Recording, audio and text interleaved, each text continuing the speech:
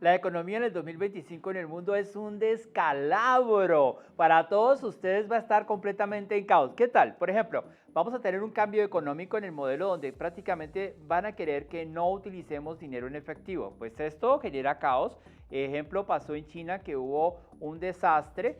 Toda la ciudad quedó completamente destruida. La gente salió a buscar comida y no podían pagar porque no tenían dinero, porque el dinero lo cargan en sus teléfonos celulares y como no podían cargar sus teléfonos celulares no podían comprar absolutamente nada. Entonces mucha gente se murió de hambre, se murió de sed precisamente por no tener dinero físico. ¿Y qué pasa si el mundo dice que en este momento tenemos que quitar el dinero físico y convertirlo en dinero digital? Entonces he aquí un gran problema.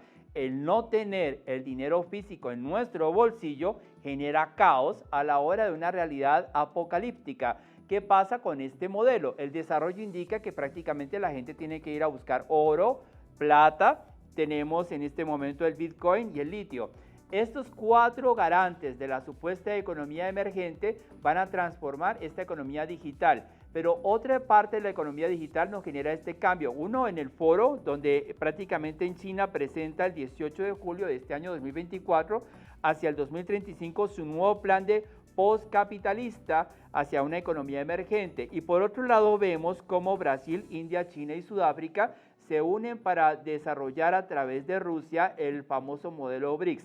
Entonces tenemos dos variantes que tienen que definir la riqueza y la pobreza. Este caos va a generar un cambio dramático en un orden flotante, bursátil y económico, donde muchos países, en este caso tal vez Latinoamérica, Guatemala, Costa Rica, Nicaragua, Brasil y todos empiecen a afectarse y a sentir que realmente su modelo de economía también cambia. Y también cambia la percepción social del individuo común. Es decir, tú tienes que prestar mucha atención a las noticias, estar bastante informado y no sentir que realmente caes en caos, en miedo, en paranoia.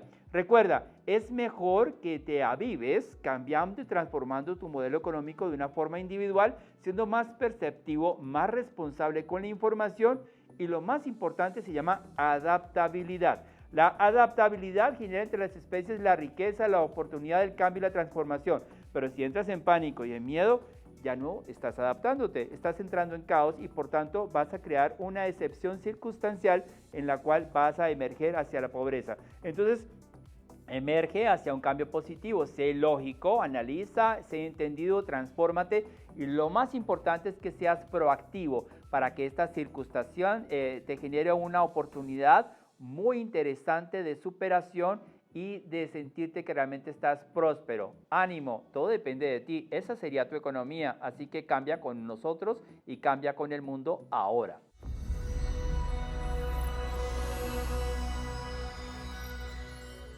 El clima en el mundo en el 2025, fíjense en todos ustedes, realmente tenemos muchos eventos de transformación y de cambio.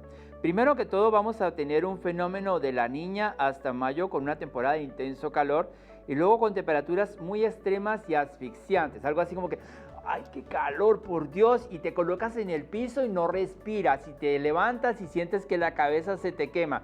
¿Te has sentido algo así como que a las 9 de la noche hay una ola de calor y sientes que solamente se te quema la cabeza y luego descansas y luego a las 11 de la noche comienza? Es como si fueran ondas de calor y ondas de frío. Entonces esto prácticamente es un fenómeno climático que no solamente nos afecta a nosotros, sino también afecta a las mascotas, a las especies, a las plantas y a todo lo que está alrededor. ¿Qué otra cosa ocasiona el extremo calor y el extremo frío?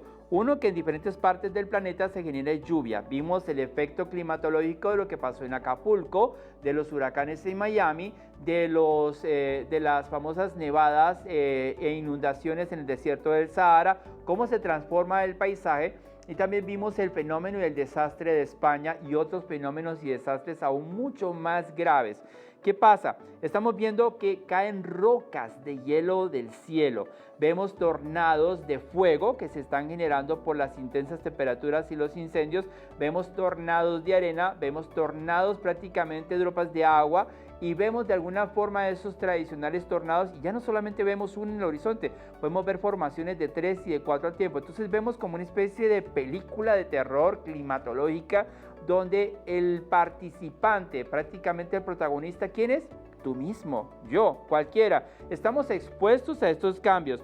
Entonces, esta temporada de huracanes va a ser mucho más fuerte y va a ser de miedo. Así que tenemos que tener mucho cuidado con esto. Por otro lado, tenemos algo interesante, sismos en la placa de Cocos. Ocasionan presión sobre algunos volcanes de Guatemala y en este caso sería el de Atitlán. Pero ¿sabía usted que Atitlán es uno de los volcanes más peligrosos del mundo, igual que el Yellowstone? ¿Por qué? Porque se considera que la caldera de ese volcán está en el mismo lago de Atitlán, igual que Yellowstone, en el otro lado. Entonces vamos a ver una alerta temprana de una activación de estos volcanes y en consecuencia pues esto nos coloca en una realidad donde la región americana desde la costa peruana, los Galápagos y la placa de Cocos en Centroamérica y el centro de México, en estas áreas específicas se va a despertar un sismo muy fuerte que puede caer en California y Japón y las costas de Chile con eventos dramáticos muy importantes. ¿Para qué? Para este tiempo que viene del 2025. Tenemos un eclipse lunar total el 14 de marzo y el 7 de septiembre, eclipses solares parciales el 29 de marzo y 21 de septiembre. Tenemos una superluna el 29 de marzo, así que alístate con todos tus rituales y todos tus corotos y ambiliques, así como llaman en Sudamérica, a otros lados, o tu canasta de velas, inciensos y hazte un desahomerio y límpiate de todo esto porque realmente el clima va a estar intenso. Dicen por ahí que si tú entierras un cuchillo en la tierra, no te llueve feo. Entonces hay que buscar lo que sea porque el aguacero viene, la asfixia se va a presentar y los cambios climáticos y tectónicos también. ¿Tú qué piensas? Haz tu mochila de 72 horas y ahora.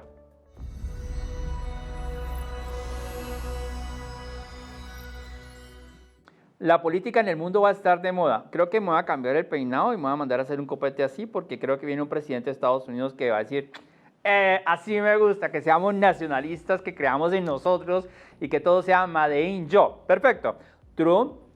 Para mí, Trump es identificado como aliado de la paz y la verdad global, pero que sacude nuevos y polémicos escándalos en la realidad de Estados Unidos. Y eso es cierto, porque hay mucha tela de dónde cortar y la política viene con grandes cambios.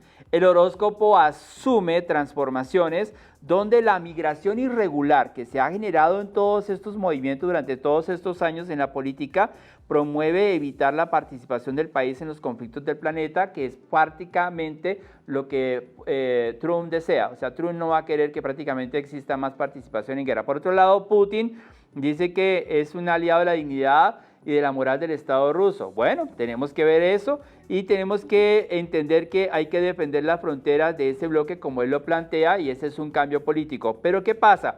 Resulta que vemos a una Claudia Sheinbaum con visión protectora del coraje radical, ¿sí?, en derecho de los mexicanos y avance en cambios que favorecen un estatus en el Triángulo Norte. Y por si no lo saben, el Triángulo Norte sí está compuesto por todos estos países de Centroamérica y también tiene un liderazgo por parte de México. Entonces, de alguna forma favorece todo el orden centroamericano y nos va a liderar un poco esa política mexicana. Y algo interesante acá es que la política fronteriza, como se vuelve un problema en la realidad del mundo, entonces se empiezan a ser nombrados ciertos actores que son responsables de ese desplazamiento. Entonces vemos cómo esta realidad involucra Venezuela, Cuba y países de África, y el discurso de Bukele en El Salvador y Milei en Argentina contrastan con Petro en Colombia y Zelensky de Ucrania, prácticamente el que está manejando esta guerra y el que ha desarrollado todo este chispero, ¿sí?, va a generar una postura de guerra y continúa, pero algo interesante es que tal vez ya no tenga el mismo socio principal que le está dando el dinero.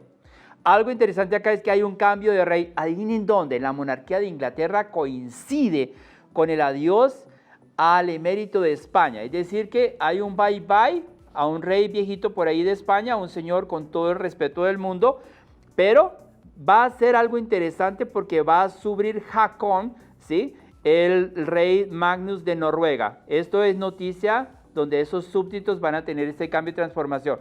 Por otro lado vemos el adiós muy sentido al Papa. El Vaticano cambia y va a asumir un nuevo Papa, que en este caso podría ser italiano, que tal vez va a defender esas políticas, de esas tradiciones religiosas de la Iglesia y va a tratar de salvar y rescatar a la Iglesia Católica de esos planos y esos horizontes políticos que la han transformado en lo que es hoy. Esto realmente desata una candente realidad entre política, religión, monarquías, escándalos, todo esto. ¿Qué va a ser del mundo en este 2025? Pues realmente vamos a tener muchas noticias, muchos cambios y muchas transformaciones. Entonces tendríamos que decir una palabra clave. ¡Aló! ¿Con quién voy a hablar? Bye.